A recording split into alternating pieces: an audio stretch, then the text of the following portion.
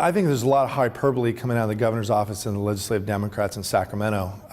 Unlike families across the state of California, hardworking families, and unlike businesses, they want to spend beyond their means. In fact, what we have right now is anticipated revenue was pretty much the same amount as last year. The $24 billion deficit is nothing more that they want to increase spending up to over $100 billion, where last year we spent about $84 billion in revenue, and this year that's our anticipated revenue. So, you know, hardworking California families are adjusting their budget.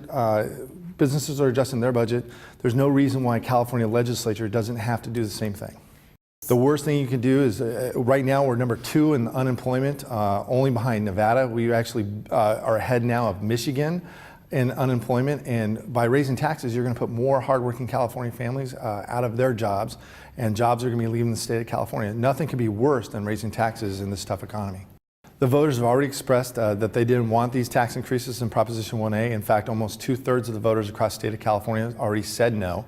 And I find it very interesting that the Democrats in Sacramento say, well, just let the voters decide.